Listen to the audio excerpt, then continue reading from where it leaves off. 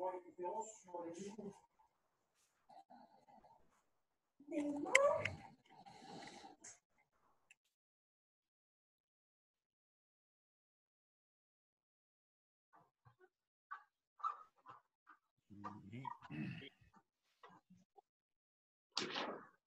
oui, il y a du monde.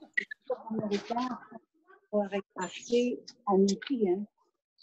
Oui. Il Il y a du monde. Oui, bonjour. Bonjour. Bonjour. Alors, Valérie de Belgique. Très bien. Bon, Cathy de Perpignan. très bien.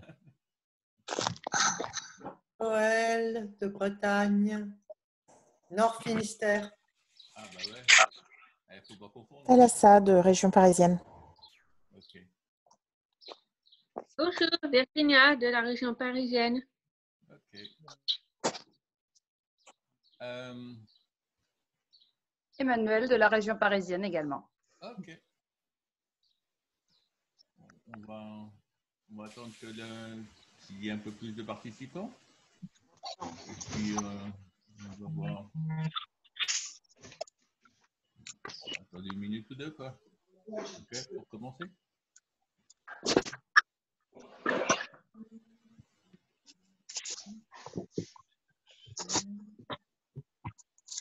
Vous n'avez pas de problème technique, là? Vous voyez bien ma pomme avec écrit apéro céramique online? Oui. Okay. Moi aussi. Moi aussi. Ok, c'est très bien. Moi aussi, tout à fait. Moi aussi. Bien, bien, bien. Alors, je vais, s'il y a un peu plus de monde, je vais vous demander de mettre votre micro sur muet et de l'actionner que quand vous avez des questions à poser, si c'est possible. Oui. Ok. Est-ce que c'est possible que tu parles un peu plus fort? Parce que peut-être c'est mon problème, mais je ne t'entends pas très très bien. Ça va mieux là? Oui. Vas-y, parle.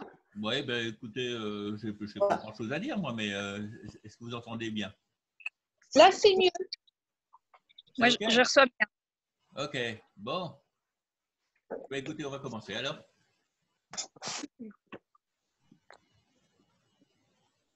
Il y a 23 personnes, ça suffit.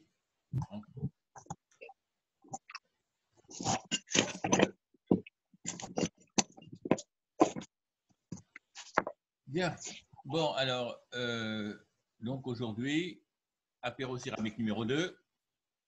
On va parler donc de ma méthode de recherche d'émail. Et ma méthode est basée sur un truc que j'appelle Ernest. C'est un espèce d'ustensile. Voilà. Alors, je présente le matériel et la méthode. Donc, le Ernest, ça se présente comme ça. C'est un récipient en élastomère qui ressemble un peu à un bac à glaçons et qui a 25 cases. Et les cases, vous voyez qu'elles sont numérotées, enfin numérotées, sont nommées 4A, 3A, 1B, 2A, 2B, etc., etc. OK? Non, je vois pas. Ah, voilà. Ok. Donc, j'utiliserai aussi des seringues. Tout le monde sait ce que c'est que des seringues? Oui. Excuse-moi, est-ce qu'il est possible d'enregistrer la réunion? Normalement, là, je suis en train de l'enregistrer. Si ça marche, mais je suis bon. Pour la partager après, c'est ça? Ouais. Ah, ok, c'est super, merci beaucoup. Parce que je crois que vous pouvez autoriser l'enregistrement pour qu'on clique et que ce soit directement sur notre ordinateur. Ah, écoutez, je ne sais pas. Je ne sais pas. Moi, bon, si vous voulez, une fois que la réunion sera finie, je la mettrai bon, sur Facebook, le lien pour que vous puissiez l'avoir. OK? D'accord, merci beaucoup. Donc, les matériaux que vous voyez, les matériaux que j'utilise là, bon, il y en a pas mal, ils ne sont pas tous là. Bon, c'est des matériaux courants en céramique. Voilà. Alors, j'utilise aussi des balances. Alors là, vous voyez, c'est une petite balance électronique. Et là, une un peu plus grosse. Alors, pour faire mes... Oh, il y a quelqu'un qui fait beaucoup de bruit avec son micro, là. Oui. Si je peux le mettre en muet, ça serait bien. Donc, pour faire les échantillons avec Ernest, j'utilise une tuile. Une tuile, c'est donc un carreau, que là, ici, il est en porcelaine. Et cette tuile-là, il faut la préparer pour qu'elle soit assez propre, c'est-à-dire qu'elle n'ait pas de défaut, qu'elle ne soit pas gondolée, qu'elle n'ait pas de trous partout, etc. OK? Donc, Ernest, donc mon bac à glaçons, là, le but de enfin, son utilisation, c'est de mettre un mélange différent dans chaque case et de s'arranger pour avoir la même quantité d'émail dans chaque case après. OK? Donc, on a 5 x 5 cases.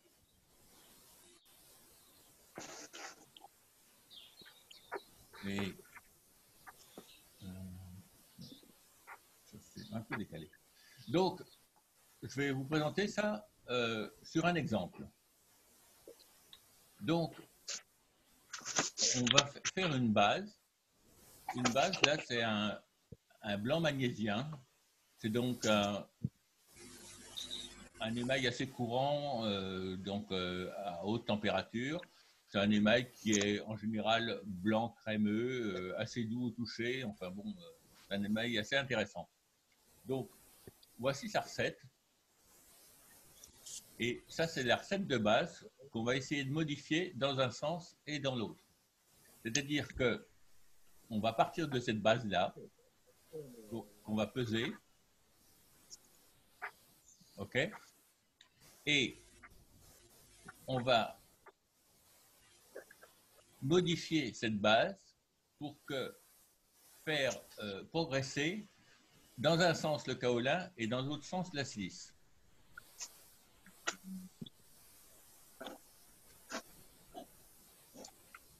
Est-ce qu'il y a des gens qui auraient des questions là, tout le monde comprend là, jusqu'à présent ça va? Oui, c'est bon. C'est bon? Oui, ça va. Ok.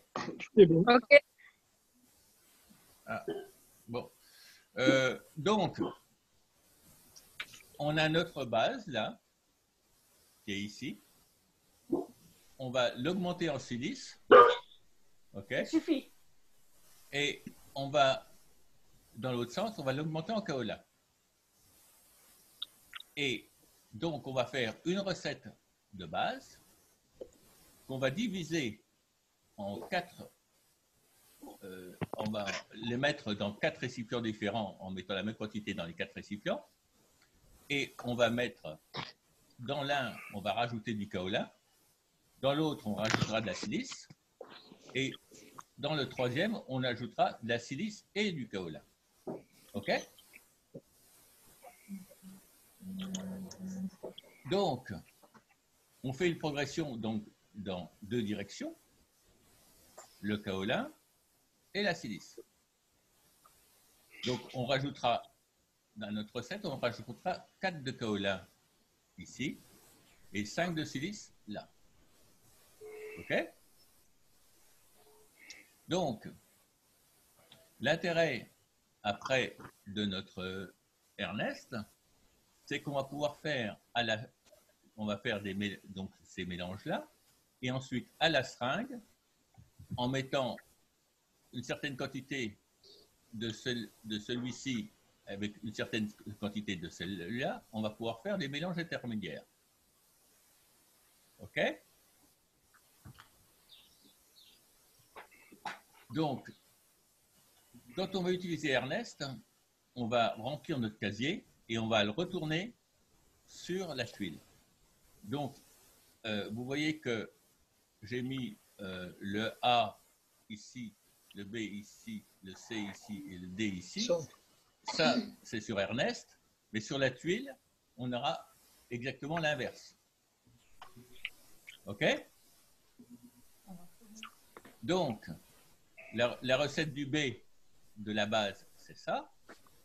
La recette augmentée de kaolin, c'est-à-dire à cette recette-là, on rajoute 4 de kaolin.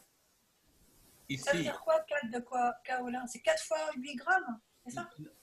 C'est-à-dire que là, pour 42 grammes, ici, je vais rajouter 4 grammes. OK? Et ici, toujours pour ma recette de 42 grammes, je rajoute 6 grammes de silice. Et ici, dans D, je rajoute 6 grammes de silice et 4 grammes de kaolin. Mais en réalité, comme j'aurais divisé ma recette en 4, je ne vais pas rajouter 4 grammes de kaolin, mais 4 divisé par 4, c'est-à-dire 1 gramme. Pour rester en total, en fait. On voit après pour la suite comment on le fait en pratique. OK? D'accord. Donc, on pèse notre recette de base. Balance électronique au centième, 10 € sur le net. Donc, dans cette recette de base qu'on a pesée, là, c'est notre base, on rajoute de l'eau. Et on va enregistrer, contrairement aux autres méthodes habituelles de préparation d'émail, là, l'eau est très importante. C'est-à-dire que l'eau qu'on rajoute là, elle nous détermine après l'épaisseur de notre émail, de notre échantillon. Et pour moi, l'épaisseur d'un échantillon d'émail est très importante parce qu'on n'a pas le même rendu d'un émail quand on en met 1,5 mm ou 1 mm. Donc, ici, dans nos 42 grammes de matière sèche de notre base, on va rajouter donc 16 grammes d'eau pour 10 grammes, c'est-à-dire qu'on rajoutera 67,2 grammes d'eau dans notre base. OK? Ensuite, on sort un superbe outillage là, qui doit avoir au moins 50 ans, qui s'appelle un Moulinex. Donc, j'ai changé un peu le batteur là pour que ça remue mon émail. Et donc, on touille. Et une fois qu'on a touillé, on va diviser. Comme notre base là, on a dit vu ce qu'on a ajouté d'eau, notre base maintenant, diluée, elle fait 109,2 grammes. C'est-à-dire que si on veut la mettre dans 4, pour avoir 4 fois la même quantité, il faudra qu'on mette 27,3 grammes dans chaque godet. OK? Donc, on va prendre des petits godets là. Vous voyez, ils sont vachement mignons. Et Putain, ça va trop vite. Comment? Non, parce que j'ai pas eu le temps de noter par rapport aux images, mais c'est pas grave. Non, mais n'importe comment, vous aurez le PDF. Hein, de Super, ça. Merci, pardon. Donc,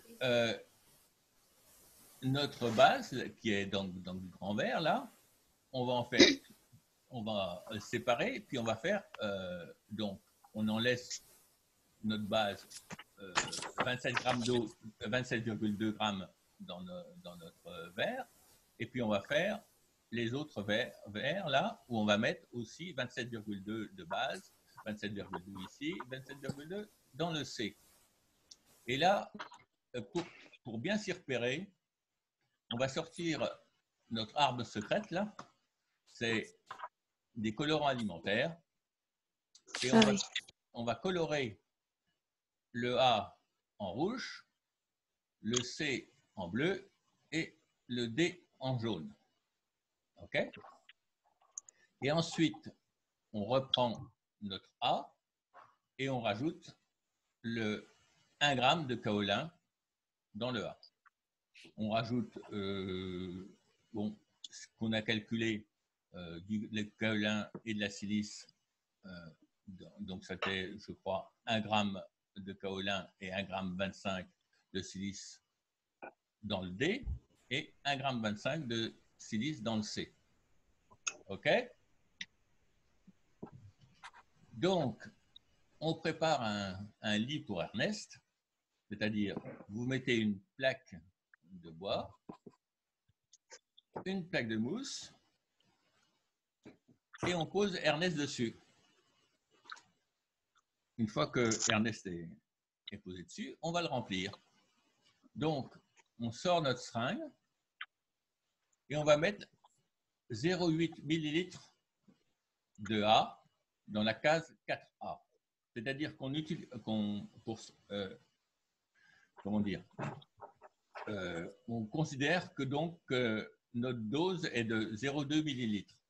Donc 4 fois 0,2, ça fait 0,8 mm. On va mettre 4. On va faire un truc d'émail là. Comment? Bon, c'est-à-dire que dans notre case 4A, là, on met 4 fois 0,2 ml de A. Dans la case 3A1D, là, on va mettre, donc comme il y a écrit 3, on met 3 fois 0,2 ml. Dans la case 2A, là, on met 2 fois 0,2 ml. Et dans la case 1A, on met donc 0,2 ml de A.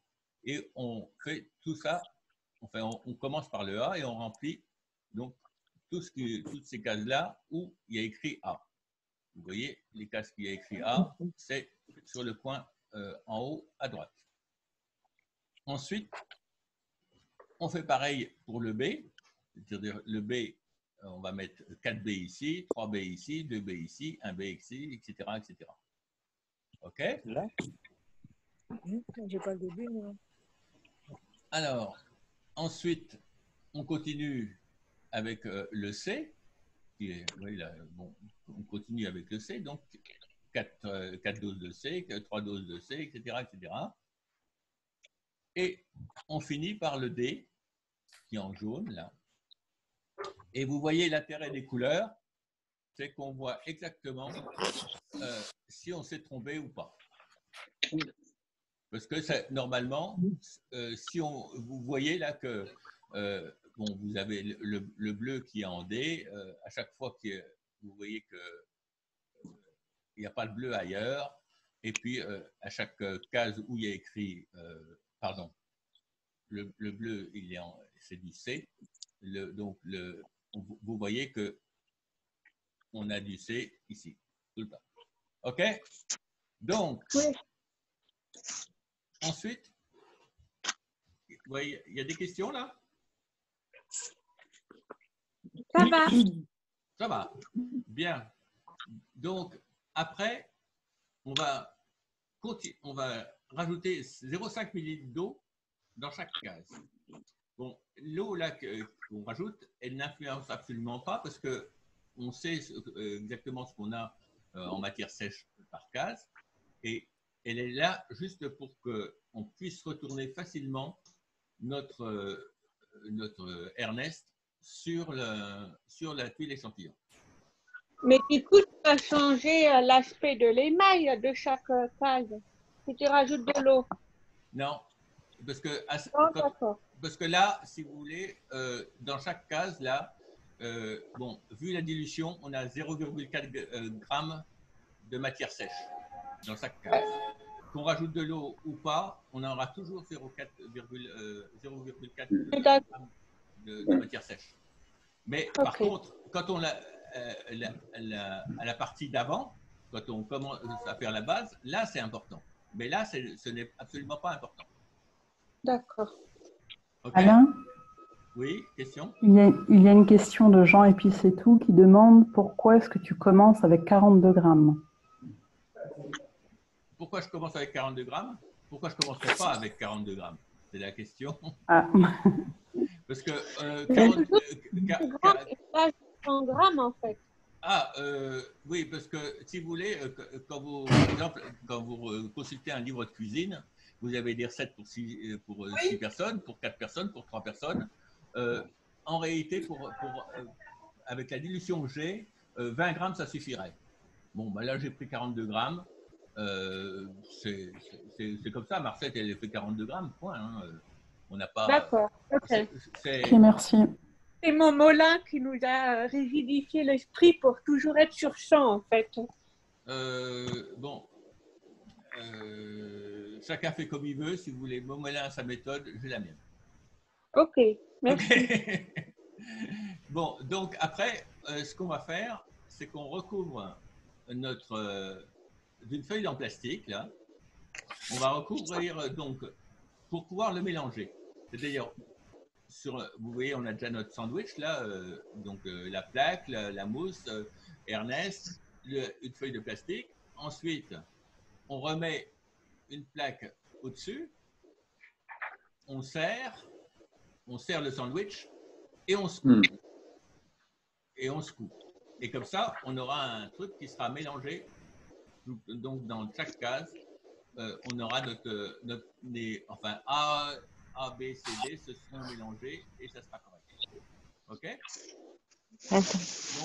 Donc, ici, vous voyez qu'on a toutes nos cases qui sont faites. Bon, vous avez un joli dégradé, donc ça veut dire qu'on ne s'est pas gouré. Et puis voilà, on recouvre avec la tuile. Bon, là, c'est pas la même tuile, hein. Vous voyez, j'avais cette photo-là. Bon, on recouvre avec la tuile pour pouvoir retourner ensuite Ernest dessus. Donc, on recouvre avec notre tuile, on met un bout de mousse sur la tuile, on met une plaque encore au-dessus. Ça permet de serrer correctement Ernest sans risquer de le casser. OK? Et ensuite, oui, vous serrez Ernest, vous secouez et vous retournez. Et après, ça se présente comme ça. Vous voyez qu'il se forme une dépression. Il se forme une dépression, donc c'est l'émail qui passe un peu dans la tuile, enfin pas dans la tuile, qui sèche, disons. Et donc, Juste, Alain, pardon. Oui. C'est technique le coup du retournement. Il faut que la tuile elle soit hyper lisse ou bien ça se fait facilement? Parce que ma crainte c'était que ça se mette à baver, que ça coule partout. Alors si vous faites une tuile merdique, vous aurez un résultat merdique. C'est assez clair. Bon, si vous voulez, si votre tuile elle a trop d'imperfections, ça fuit. Et si votre tuile elle est totalement gauche, ça fuit aussi. Faut que la tuile elle soit bonne. Et vous avez un truc pour faire des tuiles bonnes? Oui. Moi je les coule. Hein. Moi je prends de la porcelaine de coulage et je les coule. Si vous les faites à la croûteuse, ça marche aussi bien. Mais si vous les faites comme ça, vaguement, en écrasant avec le pouce sur le coin de la table, ça ne marche pas. Et pour qu'elles ne gondolent pas ni au séchage ni à la cuisson? Entre deux planches de bois, les faire sécher lentement. Oui, enfin bon, je les fais pas sécher lentement, mais si vous voulez, quand si on fait une grande plaque, moi je fais une plaque pour faire 8 ou 10 tuiles à la fois. C'est-à-dire que j'étale une grande plaque, je laisse sécher à moitié et ensuite, pour que la consistance soit comment on appelle ça, cuire, même cuire un peu dur. Et ensuite, je découpe au cutter, je pré-découpe au cutter et je laisse sécher et je casse. Et comme ça, vous n'avez pas de gauchissement. Si vous le faites sur des grandes plaques, vous avez beaucoup moins de gauchissement que sur des... OK, donc là... OK, super, merci. Donc là, vous voyez qu'on jette un œil et vous voyez le résultat. Donc, vous avez vos 25 échantillons là. vous savez que vous avez exactement, vu la distribution qu'on a fait au départ, vous avez 0,4 grammes à chaque échantillon fait 0,4 grammes, et ce qui permet de pouvoir comparer ensuite réellement deux échantillons. Parce qu'un échantillon, si vous le comparez par exemple celui-là qui a telle quantité d'alumine et telle quantité de silice par rapport à celui-là qui a une tuile, enfin qui a un peu plus ou un peu moins de silice, etc. Si vous les comparez, moi je les compare et la comparaison peut dire quelque chose. Parce que si vous comparez des trucs qui sont passés au pinceau, si vous en avez un qui fait 0,5 mm et l'autre qui fait 0,8 mm, vous ne pouvez rien dire. OK? Donc, voilà les résultats que, par exemple, les résultats qu'on peut avoir. Là, c'est sur un émail cristallisant. Vous voyez que quand on... Là, la progression, je ne me rappelle plus ce que c'était comme progression, mais vous voyez que l'émail est de plus en plus bouché en montant par là, et que la zone intéressante, elle est par ici. Et quand vous faites une tuile comme ça, la tuile d'après, c'est-à-dire que comme ça, ce n'est pas un truc qui est très abouti, vous ferez ça, vous le mettrez par exemple en B. Ça, c'est-à-dire que vous zoomerez sur cette partie-là.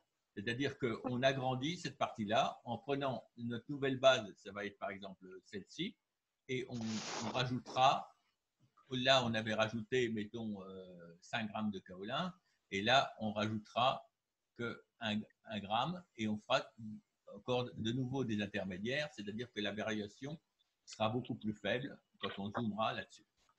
OK? Ça c'était un essai que je fais, enfin en ce moment je travaille sur une cendre d'une plante qui sert à dépolluer. Donc, bon, c'est des essais. Vous voyez que... C'est quoi le nom de la plante? Comment? C'est quoi le nom de la plante? C'est de l'Alyssum murale. Donc, ça, c'est encore des essais d'hémocristallisants. Et ça, c'est encore un autre essai. Mais j'ai vu des photos. Hein. Donc, j'ai fini ma présentation là. Maintenant, vous pouvez passer à vos questions et je répondrai si je peux. Voilà. Question?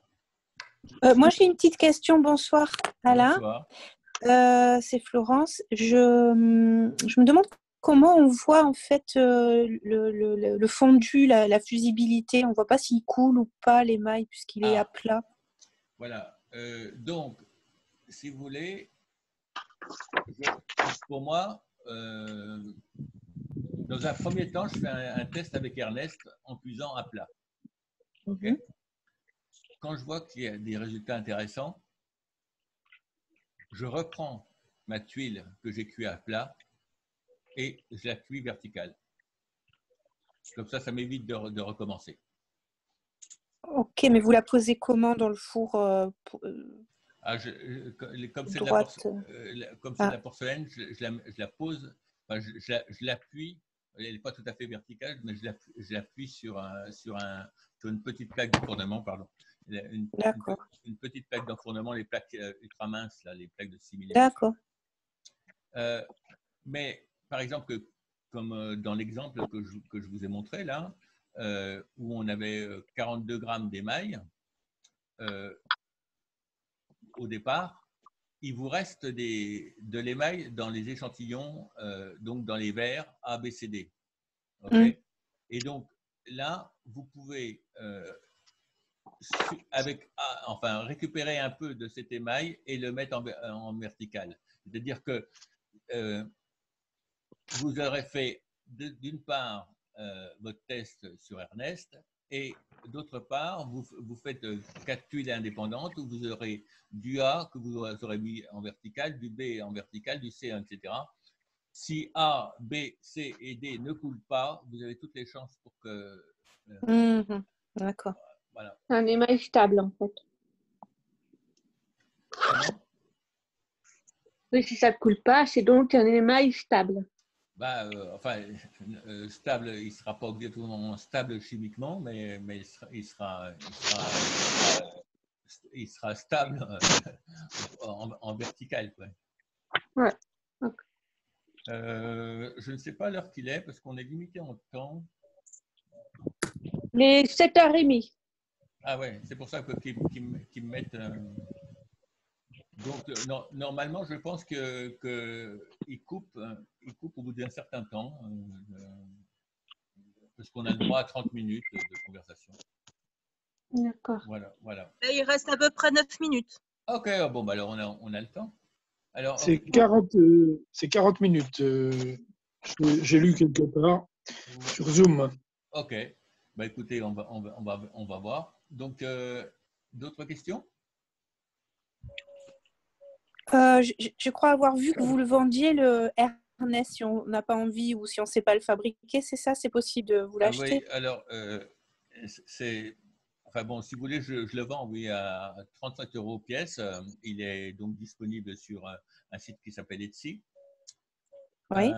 Et donc, si vous voulez le faire vous-même, bon, ce qui peut être intéressant, une bonne démarche. Mais sachez que quand même, il faut faire, donc il faut dans un premier temps faire un dessin en CAO. Dans un deuxième temps, vous faites imprimer votre moule, donc que vous venez de dessiner. L'impression du moule coûte grosso modo 170 € hors taxe. Ensuite, vous achetez de l'élastomère.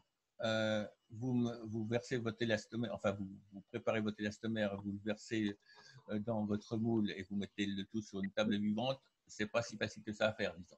Ouais. Voilà. Bon, on va vous l'acheter. Merci beaucoup. Vous en avez suffisamment en stock? J'en ai quelques-uns en stock, mais bon, je peux en faire si mon fournisseur d'élastomère veut bien m'en Il faut vendre. passer la commande où? Vous envoyez un... Si vous me passez la commande, je vous l'envoie. Il n'y a pas de problème.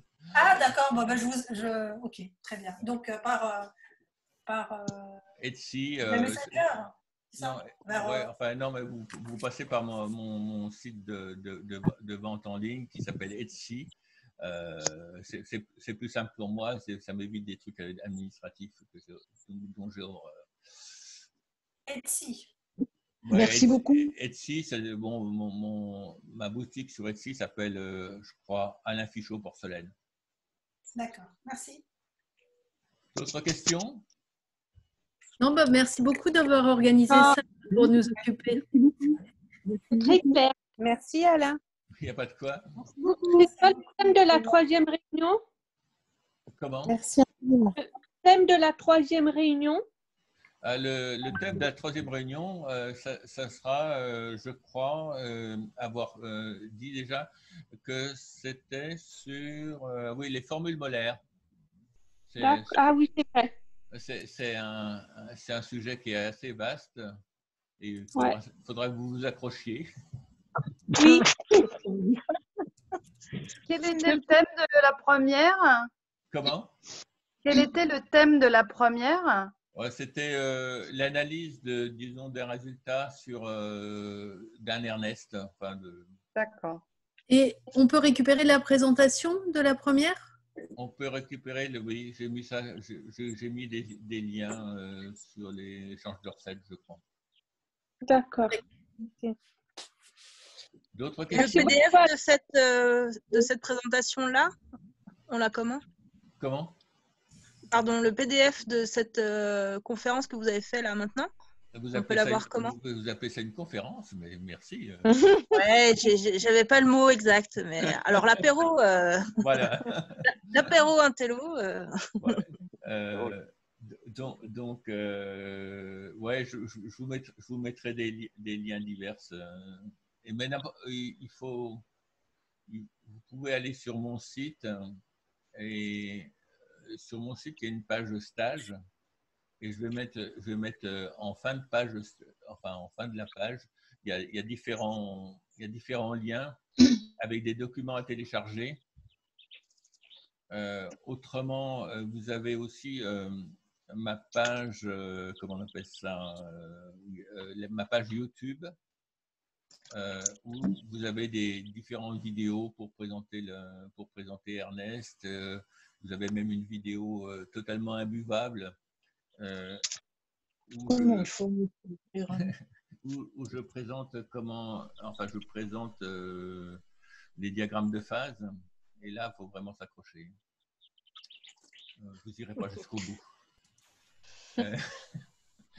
Voilà. D'autres questions? Merci. Non. Merci. Bon, bah, écoutez, merci beaucoup. Il n'y a pas de quoi. Merci. Merci. Merci, au revoir. Merci, au revoir. Au revoir. Au revoir. Salut. Au revoir tout le monde, merci. Au revoir. Au revoir. Je ne sais pas si ça marche, mais merci. Voilà. Donc, on finit la réunion. Au revoir. Au revoir. Merci encore.